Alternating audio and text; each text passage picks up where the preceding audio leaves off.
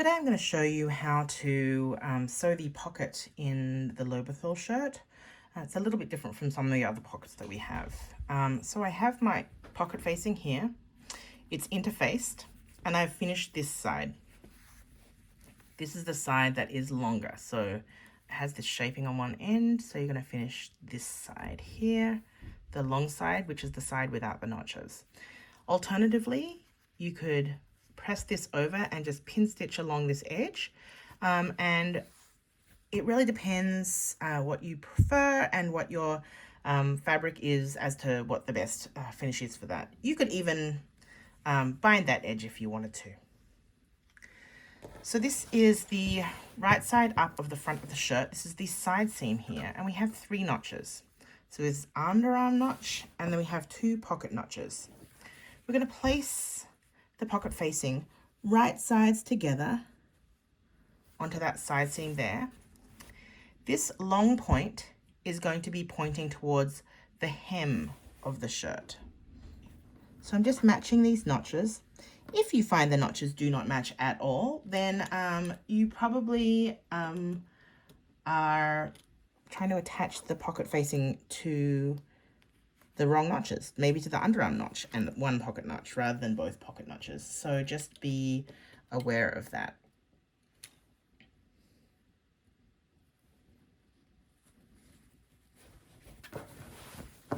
You can see that I've also drawn on a guideline just very lightly in pencil. You could use tailor's chalk or something else, removable fabric marker. I just wanted to do it so you could see it on the video a little bit better, so I just marked it in pencil lightly onto the interface side. So this is right sides together. So now what I'm going to do is sew around this kind of 3-sided box.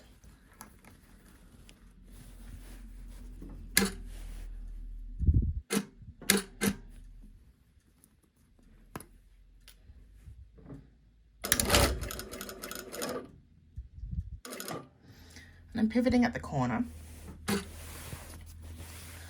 I'm just slightly on this side of that line. Like my needle is just going on slightly on the left-hand side of that line on the inside towards the rest of the shirt.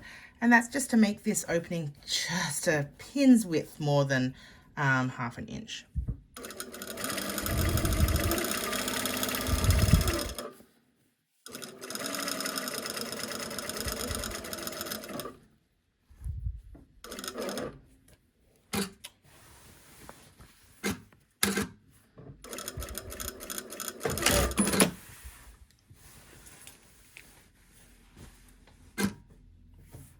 Okay, now what I'm going to do is I'm going to clip and understitch this pocket facing. So I'm just clipping deeply into this corner. The more closely woven the fabric is, the deeper you can clip safely, but don't clip through the stitches.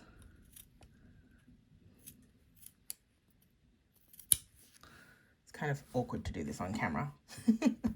Okay, now what I'm going to do is I'm going to grade off some of this facing.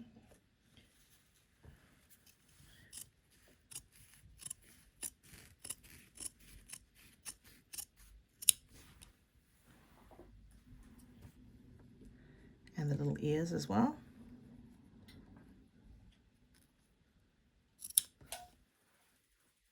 This is just to remove some of the bulk.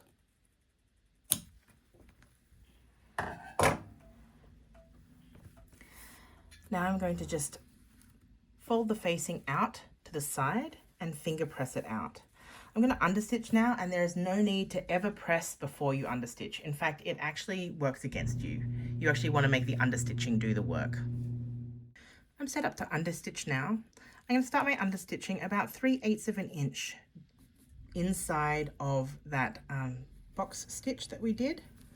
Okay, and making sure that my seam allowances are all out to the side.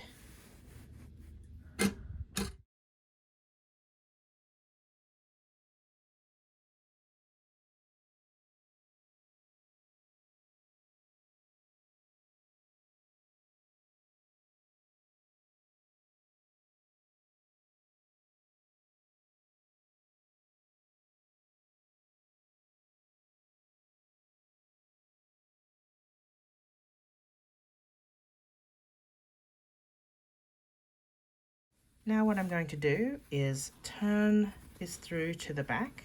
You can see what a nice edge that has produced. And I'm going to press it. So pressing out that pocket facing neatly so it forms a nice corner at each side. If you have a bit of a pucker like this, I would check to see if you have clipped deeply enough into your corner.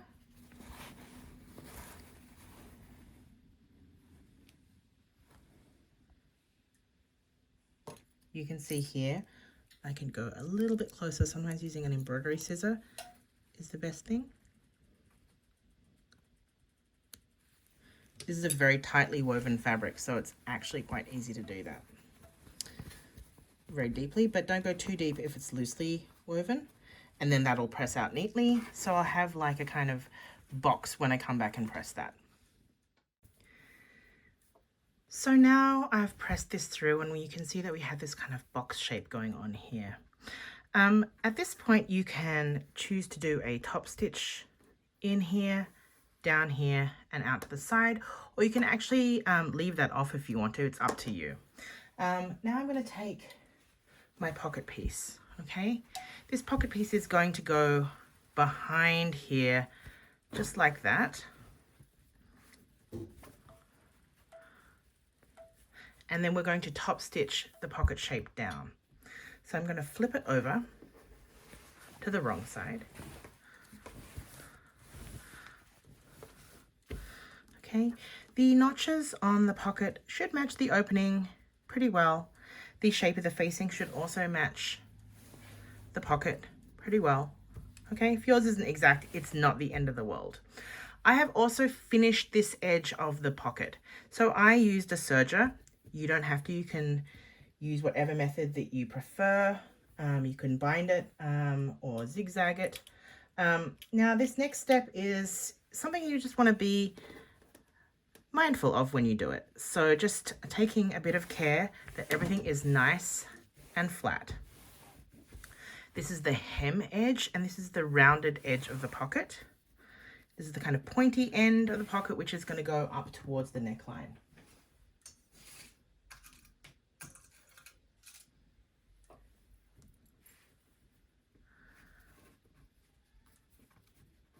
So we are going to top stitch this all the way down. And so I want to just make sure it's really flat. I'm just going to give it a bit of a pat and pop some pins in. At this point, you could use basting glue. You could use, what else could you use? Basting tape. So it's the dissolvable kind, like Wonder tape would be nice, because then you could just wash it and it would just dissolve. You could baste it by hand, or you could pin it like me. So I've pinned the pocket in place, and I'm going to top stitch it from this wrong side all the way around this pocket edge.